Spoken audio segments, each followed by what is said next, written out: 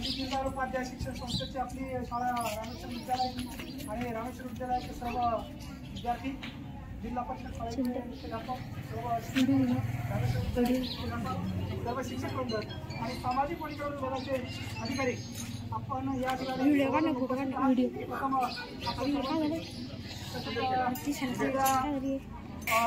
Phulambri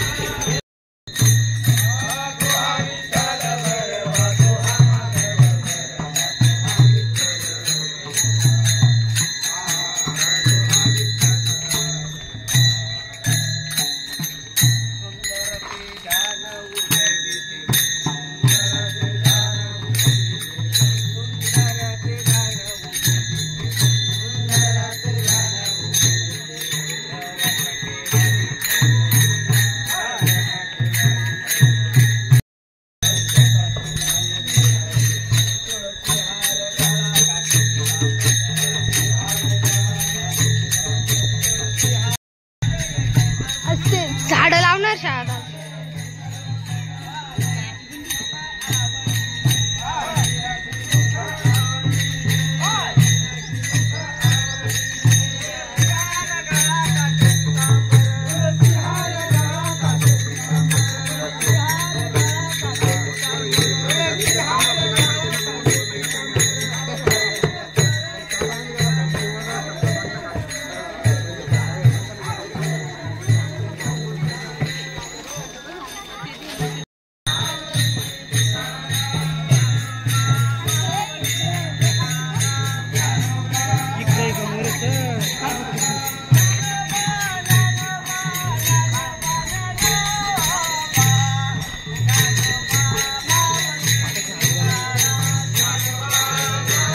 video काढला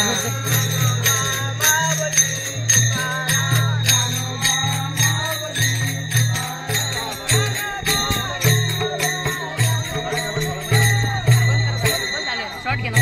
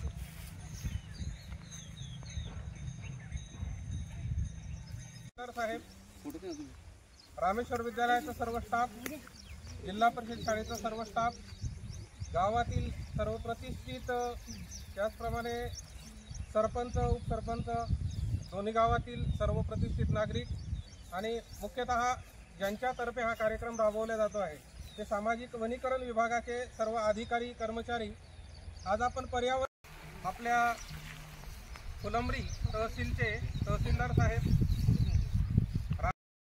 सामाजिक वनीकरण विभाग या विभागाने आपल्या विद्यालयामध्ये आणि विद्यालयाच्या परिसरामध्ये वृक्षारोपणाचा हा कार्यक्रम ठेवलेला आहे। त्यानिमित्ताने या ठिकाणी माननीय तहसीलदार साहेब सुद्धा उपस्थित होते। सहाय्यक वन संरक्षक श्रीमती शिल्पा फुले।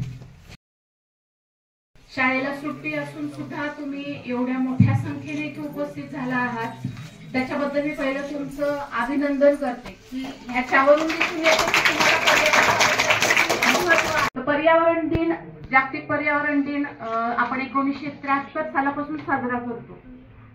पण आपण साजरा कशाला करतो हे माहिती कुणाला आहे का? बरं, असे दिन आपण जे साजरे करतो त्याच्यामध्ये एक उद्देश असतो की आपण हे कशाला साजरे करायचे असतात। तर जागतिक पर्यावरण दिन हा या उद्देशाने साजरा केला जातो की पर्यावरणाबद्दल जनमानसांमध्ये जागरूकता निर्माण व्हावी, त्याचं महत्त्व सर्वांना समजावं की पर्यावरण काय आहे, त्याचे विविध भाग काय आहेत आणि त्याचं महत्त्व काय आहे। आता एक प्रश्न मी नेहमी विचारत असते की माणूस, आपण विचारलं एक प्रश्न, एक मुलांना सगळ्यांना माझा आहे की आपण म्हणतो माणूस कसा आहे, माणूस कसा असतो, हुशार म्हणतो आपण माणसाला। पहिला प्रश्न, माणूस हा प्राणी आहे का नाही? हो किंवा नाही एवढंच बोला। प्राणी आहे का नाही? आहे। मग हा कसा प्राणी आहे? हुशार आहे, बरोबर। मग हुशार म्हणजे याची संकल्पना काय आहे की त्याला सगळ्याबद्दल विचार करण्याची क्षमता आहे, म्हणून तो हुशार आहे, बरोबर हो की नाही? हा, मला तुमच्याकडून उत्तर पाहिजेत, हो किंवा नाही, एवढे दोनच उत्तर मी तुमच्याकडून विचारणार। मग आपण झाडं तोडतो, बरोबर। कुठला प्राणी झाडं तोडतो का? इतर आपण झाडं तोडतो, मग आपण हुशार आहोत का? आता तर हो म्हटलं तर लगेच नाही म्हणायला लागले, बदलले ना तुम्ही, बरोबर का? मग दुसरा प्रश्न, मग म्हणायचं का माणूस स्वार्थी आहे, बरोबर। हुशार म्हणायला माणूस म्हणतो हो मी हुशार आहे, त्याला हुशार नाही म्हटलं तर राग येतो, पण काम करताना तो कसं करतो? स्वार्थीपणाचं काम करतो। तर हा सगळा विचार, हे जनरल तुमच्याशी बोलणं झालं, पण जागतिक पर्यावरण दिन साजरा करताना एक उद्देश एवढाच होता की माणसांना थोडं जागरूक करणे, की पर्यावरणाबद्दल महत्त्व समजून देणे, हा एक उद्देश आहे त्याच्या मागचा। हे दिन साजरे करताना मग आपण वेगळे उपक्रम घेतो, त्या उपक्रमा, तर यावर्षीची थीम आहे बीट प्लास्टिक पोल्युशन। म्हणजेच काय, कोण सांगेल? प्लास्टिकचा वापर कमी करणे किंवा प्लास्टिकशी आपण प्लास्टिक हटवायचं आहे, हा यावर्षीचं थीम आहे। तर ह्याचा मुख्य उद्देश काय आहे? प्लास्टिकचा वापर कमीत कमी करायचा आहे। प्लास्टिक शक्यतो वापरू नये, जिथं पर्याय नाही तिथंच वापरावा, त्याचा विनियोग व्यवस्थित करावा, हा मुख्य उद्देश या संदर्भात आहे। मी आता फार काही जास्त सांगत नाही, पण तुम्हाला सगळ्यांना प्लास्टिकचे दुष्परिणाम माहिती आहेत। अगदी जनावरांच्या पोटात जातो, आपण इकडे तिकडे फेकून देतो, कसंही त्याचा विनियोग व्यवस्थित होत नाही। तर हे प्लास्टिकचा वापर कमी करणे आणि त्या संदर्भात जागरूकता निर्माण करणे हा या वर्षीचा मुख्य उद्देश आहे। तर ह्याच्यामध्ये वेगळे अजून आपण पर्यावरणपूरक कार्यक्रम पण घेतो, त्याच्यातला एक कार्यक्रम आपण खाली घेतलेला आहे की वृक्षारोपण, हा झालेला आहे आपला इथे। तसंच इतर प्राण्यांचं त्यांचं संरक्षण करणे, त्यांचं संवर्धन करणे हे मुख्य उद्देश आहे। तर आपण तुमची शाळा का निवडली? हा कार्यक्रम आम्ही कुठे घेतला? आम्ही संभाजीनगरवरून इथे आलोय। तर इथे तुमच्या शाळेत फार पूर्वीपासून, म्हणजे शाळा उभारल्यापासून इथे मुख्य उद्देश आहे की झाडं जपलेली आहेत। हे तुमची झाडं जी परिसरातील दिसतात आपल्याला, तर हे शाळेमार्फत लावलेली आहेत। तर शाळेमध्ये सहकार्य आम्हाला, म्हणजे आम्ही कालपासून इथे आलेला आहे, आम्हाला एकदम उत्तम सहकार्य इथे मिळालेलं आहे। तर शाळेला, म्हणजे शाळेचे मुख्याध्यापक आहेत, शिक्षक आहेत, इतर सगळेजण आम्ही कालपासून इथे आलेलो आहे।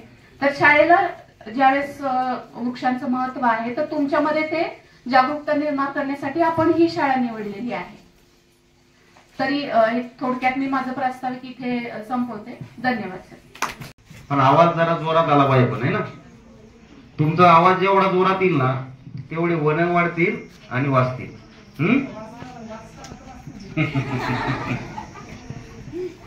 वसुंधरेचे हिरवे लेणे, वसुंधरेचे हिरवे लेणे. आवाज वाढला म्हणजे आता आपल्याकडं वन वाढणार आहे. आजच्या जागतिक पर्यावरण दिनाच्या निमित्तानं या ठिकाणी सामाजिक वनीकरण विभाग आणि रामेश्वर विद्यालयाच्या संयुक्त विद्यमाने आजच्या वृक्ष दिंडीचं ज्यांच्या हस्ते शुभारंभ झाला, जे या दिंडीची सुरुवात करून पुढील कार्यक्रमासाठी गेलेत असे फुलंब्री तालुक्याचे तालुका दंडाधिकारी श्री राऊत साहेब, सामाजिक वनीकरण विभागाच्या शिंदे मॅडम, फुले मॅडम, या वाघोळा गावच्या प्रथम नागरिक सरपंच पुष्पाताई गायकवाड, पोलीस पाटील लताताई कवाळे, या वाघोळा गावचे आणि या जातेगाव सजेचे तलाठी, आणि आता त्यांना मला वाटतं नवीन नाव आता ग्राम महसूल अधिकारी म्हणून जे आपल्याकडे आता आहेत ते हरण्याप्पा, आपले उपसरपंच गोविंद पाटील गायकवाड, माझे जुने मित्र आणि आता ज्यांच्याकडे या तालुक्याचा कृषी अधिकारी म्हणून ज्यांच्याकडे आता जबाबदारी आहे ते दौंडे साहेब, आणि कृषी सेवक पदासाठी, ग्रामसेवक पदासाठी ज्यांनी मी आणि त्यांनी सोबत अनेक वेळा फॉर्म भरल्या, परीक्षा दिल्या, ते असे या गावचे कृषी सहाय्यक श्री तुपे साहेब. माझी पण ऐगरी झाली ते. बर, सहाय्यक कृषी अधिकारी श्री तुपे साहेब, अरुण पाटील गायकवाड. या कार्यक्रमाला जी खरी रंगत आली ती भजनकऱ्यामुळे. असे या भजनकऱ्याचे प्रतिनिधी या ठिकाणी उपस्थित होते, अर्जुन पाटील गायकवाड आणि आमचे पेटी मास्तर, आम्ही त्यांना मास्तर म्हणतो, असे सांडो मास्तर गायकवाड. या शालेय समितीचे संचालक आबासाहेब पाटील गायकवाड गावाडकर, आणि ज्यांचा सामाजिक कामामध्ये नेहमी हिरारीने भाग असतो, आणि अगदी आमच्या गावची जर पंगत सुरू झाली आणि ज्यांचा आवाज ऐकला नाही ना तर त्या वाढणाऱ्याला पण उत्साह येत नाही. आणि या परिसरातलं जे नैसर्गिक संपदेचं ज्यांनी गेल्या मला वाटतं सामाजिक वनीकरण विभागाच्या याच्यामध्ये 5-7-8-9 वर्षापासून जे या ठिकाणी कार्यरत आहे असे आमचे संजय मामा कावळे, आमच्या प्राथमिक शाळेचे शालेय समितीचे अध्यक्ष ज्ञानेश्वर गायकवाड, मुख्याध्यापक ज्यांच्या याच्यातून एक जिल्हा परिषद शाळेला एक नवं रूप मिळतंय. आणि या ग्रामविकासात एक हिरून माणसं आपण जसे या ठिकाणी हे करतो तसं आडगावच्या शाळेमध्ये अगदी आता तिथले ग्रामस्थ आणखी पण सांगतात की बावस्कर सर जर असते तर आम्ही आमची मुलं आणखी या शाळेत तिथले अगदी 3री-4थीची मुले इंग्रजी वाचतात, आणि तो सगळं इथं घेऊन आलेले या जिल्हा परिषद शाळेचे मुख्याध्यापक बावस्कर सर, वन विभागाचे सर्व कर्मचारी, जिल्हा परिषद शाळेचे सर्व शिक्षक, या रामेश्वर विद्यालयाचे मुख्याध्यापक उबाळे सर, क्रीडा शिक्षक मोरे सर. आपण आता विविध दिन साजरे करत असतो आणि आज आपण करतोय जागतिक पर्यावरण दिन साजरा. दिन, पुण्यतिथ्या आणि जयंत्या आपण यासाठी साजऱ्या करतो की त्या दिवसापासून आपण काहीतरी नवीन सुरुवात केली पाहिजे. आपण काय करणार आहे याचा एक आराखडा आपल्या जीवनाचा, ज्याला एक मॅप म्हणतो ना, तसा आपल्या जीवनाचा शाळेने एक आता या 50 वर्षानंतर ही शाळा कशी असेल. आपण आता तुम्ही शाळेत असताना आपण ठरवलंय की 25 वर्षानंतर ही शाळा कशी असेल. असेल मी नसेल मी कर्तृत्वातून दिसेल मी. 50 वर्षानंतर या शाळेचं काय रूप असेल, 100 वर्षानंतर काय असेल. आता या शाळेचं जे बांधकाम झालंय ना, तर ते पुढच्या 100 वर्षाची प्लॅनिंग करून आपण केलंय, म्हणजे संस्थेनं केलंय की पुढे इंजिनिअरिंग कॉलेज कुठं करायचं, मेडिकल कॉलेज कुठं असेल. तसं आता या पर्यावरण दिनाच्या निमित्तानं सरपंच आपण सगळे मंडळी इथे सामाजिक वनीकरण विभागाचे प्रमुख माणसं येत आहेत. पुढच्या 100 वर्षाचं पर्यावरणाचं एक मॅप आपण आता गाव म्हणून इथे केला पाहिजे. आपण गेल्या 19 वर्षापासून रामेश्वर विद्यालय जुलैच्या पहिल्या रविवारी या परिसरामध्ये आपण आहे ना, बऱ्याचदा पहिल्या वर्षी आम्ही जेव्हा बीजारोपण सुरू केलं तर बऱ्याच जणांनी त्याची खिल्ली उडवली. म्हणजे इथले नाही पण आता शहरातले असं कुठं बीजारोपणाला कुठं लिंब उगतात का. पण आता 19 वर्षानंतर आपला आता तो पराडा आहे, हा पराडा पूर्वी कट व्हायची म्हणजे जळतनासाठी याच्यासाठी. आता या 7-8 वर्षात ते प्रमाण कमी झाल्यामुळे ज्या लिंब दिसत आहेत ना, ते आपण ज्या 2 डोंगरावर करतो त्याच 2 डोंगरामध्ये जास्त लिंबाचे फुट आहेत, बाकी नाही.